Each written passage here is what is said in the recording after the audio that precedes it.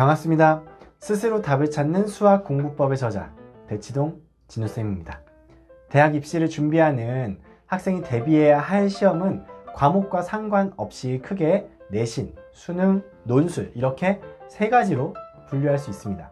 내신은 학교에서 출제하는 시험이고 수능은 한국교육과정평가원에서 출제하는 대학 수학 능력 시험이죠. 논술은 대학에서 직접 출제를 합니다.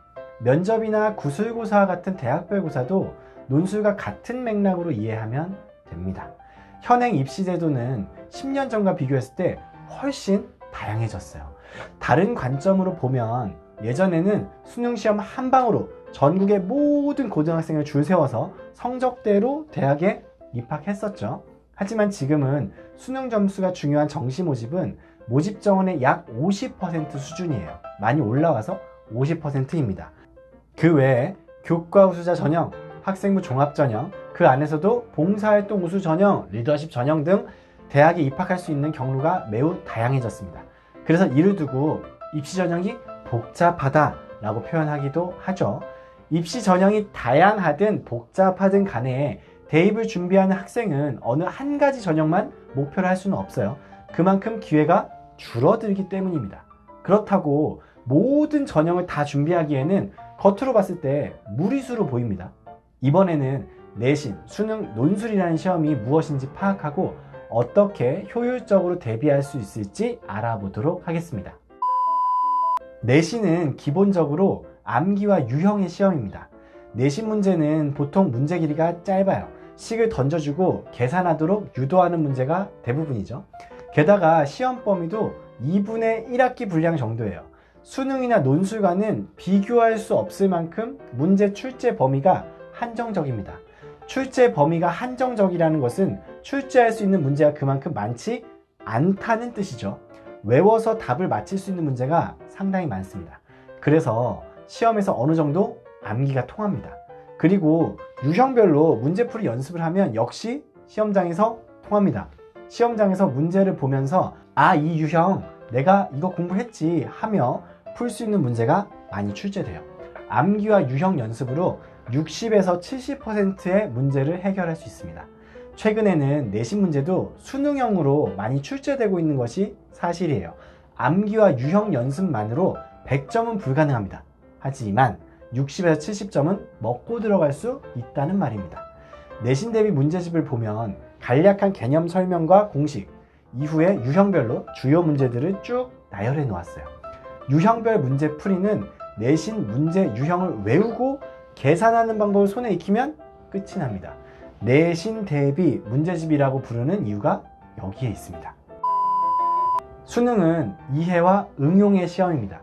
수능은 줄임말로 통용돼서 잊고 사는 경우가 많은데 수능의 정식 명칭은 대학 수학 능력 시험입니다. 대학에서 수학할 능력이 어느 정도 되는지를 측정하는 시험이에요. 여기에서 수학은 매스가 아니라 익히고 배운다는 의미죠. 한국교육과정평가원에서 공개한 대학 수학 능력 시험의 성격과 목적은 다음과 같습니다. 1. 대학 교육에 필요한 수학 능력 측정으로 선발의 공정성과 객관성 확보. 2. 고등학교 교육과정의 내용과 수준에 맞는 출제로 고등학교 학교 교육의 정상화 기여. 3. 개별 교과의 특성을 바탕으로 신뢰도와 타당도를 갖춘 시험으로서 공정성과 객관성 높은 대입 전형 자료 제공. 수능 시험의 첫 번째 대전제는 평가원에서 밝혔듯이 대학 교육에 필요한 수학 능력 측정입니다.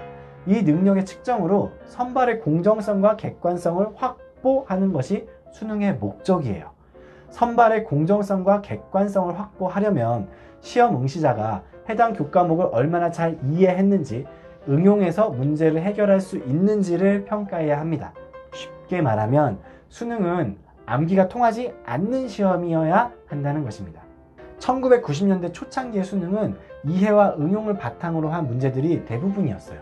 공식 암기나 유형학습만으로 풀 수 없는 문제들이 많았거든요. 하지만 수능이 너무 어렵다는 평가와 함께 어려운 수능을 대비하기 위해 학생들이 사교육에 더 많은 투자를 한다는 경향이 나타났습니다. 어려운 수능을 대비하기 위해 학교 수업 이외에 고난도 문제풀이법을 알려주는 학원에 의존한다는 거죠. 어려운 수능은 고등학교 학교 교육의 정상화 기여라는 수능의 두 번째 대전제에 맞지 않는 것이었어요. 그래서 30에서 40%의 문제만 수능형으로 출제되고 나머지 60에서 70%의 문제는 비교적 평이한 난이도의 문제로 구성되게 됩니다. 우리가 주목해야 할 부분은 이해와 응용을 바탕으로 문제를 풀어야 하는 이 30에서 40%의 수능형 문제입니다. 이 부분에서 최상위권, 상위권, 중하위권이 갈리게 돼요. 중학교에서 우수한 성적을 받았던 학생이 고등학교에 올라가서 성적이 곤두박질 치는 사례를 종종 발견할 수 있거든요. 중학교까지는 내신 시험만 경험했기 때문에 암기가 통했어요. 하지만 고등학교는 수능형 문제 출제 비율이 점점 높아지는 추세이기 때문에 암기만으로 100점을 기대할 수 없습니다. 중학교 때 통했던 공부법이 고등학교에 올라가서 통하지 않는 이유가 여기에 있습니다. 간혹 수능의 역사가 거의 30년가량 되었는데 수능도 유형을 공부하면 나오는 문제가 거기서 거기 아닌가요? 라고 묻는 분들도 있는데요. 60%의 가량의 문제는 맞지만 나머지 30에서 40%의 문제는 그렇지 않습니다. 수능 시험의 출제 원칙은 신유형 문제를 출제하는 것입니다. 선발된 수능 출제위원들은 출판된 모든 문제집을 검토해서 같은 유형의 문제를 출제하지 않습니다.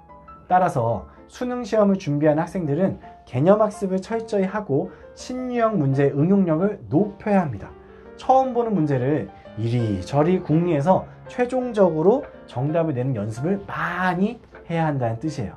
그렇지 않으면 수능 시험에서 고득점을 기대하기 어렵습니다. 논술은 고난이도의 응용력 시험입니다. 수능보다 더 심화된 문제가 출제돼요. 수능 시험에서 가장 배점이 높은 문제는 4점입니다. 논술은 수능으로 치면 배점이 한 30에서 40점 정도 된다고 보시면 돼요. 흔히 착각하는 게 논술 시험은 주장을 펼치는 시험이라는 것입니다. 유럽의 논술은 그런 시험이 맞거든요. 답이 없는 시험이에요. 하지만 우리나라는 누가 보더라도 채점 기준과 과정이 명확해야 합니다. 그리고 학생이 받은 점수에 따라 공정하고 정확한 등수 매기기가 필요합니다. 그렇지 않으면 공정성 시비 논란이 일어날 것이 불보듯 뻔하거든요. 그래서 대학은 정답이 존재하는 논술 문제를 출제합니다. 글쓰기나 신문 읽기와 같은 논술 공부는 크게 도움이 되지 않습니다. 우리나라 논술 문제는 심화된 국어, 심화된 수학, 심화된 과학, 심화된 사회 문제를 출제하기 때문이에요.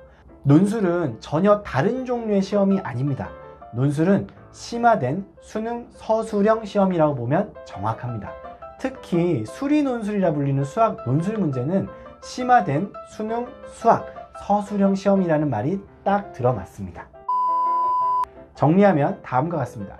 수학 기본서로 암기, 유형 정리를 하면 내신 공부고요. 이를 이해와 응용을 바탕으로 문제 해결력을 높이면 수능 공부입니다. 이보다 더 심한 문제로 이해하고 응용해서 서술식으로 풀어내면 수리논술 공부예요. 이 정도면 내신, 수능, 논술에 대한 본질을 이해했을 거라 생각합니다. 그렇다면 실질적인 대비는 어떻게 하면 될까요? 결론부터 이야기하면 수능 공부를 중심에 두고 이해와 응용을 바탕으로 학습을 하면 됩니다. 내신 기간에는 그간 공부했던 내용의 이해를 바탕으로 암기를 추가합니다. 내신 기간이 끝나면 수능을 대비하는 공부를 다시 수행하고요. 이런 방식으로 고등학교 1학년에서 2학년까지 계속해 나갑니다. 높아심에 덧붙이자면 수능 공부를 중심에 놓으라는 것은 수능 모의고사 문제를 풀어 제끼라는 뜻이 아니에요. 수능 시험 문제를 푸는 것처럼 해결 방안을 찾아 나가는 능력을 높이는 것이 수능 중심 공부입니다. 논술은 3학년 때 시작해도 절대 늦지 않습니다. 오히려 수능 대비 공부로 개념학습을 탄탄히 해놨다면 처음 보는 논술 문제도 70에서 80점은 득점이 가능해요. 수능 공부만 했는데 나도 모르게 논술까지 저절로 대비가 된 셈입니다. 수능 공부 하나로 3가지의 시험에 모두 대비가 가능합니다. 따로따로 대비하면 마음도 복잡해지고 집중도도 낮아지게 돼요. 수능 공부를 중심에 두고 수학 기본서를 이해해 나간다면 내신, 수능, 논술을 동시에 공략할 수 있습니다. 제 영상이 도움이 되셨다면 구독과 좋아요 부탁드립니다. 오늘 하루도 좋은 하루 보내세요. 감사합니다.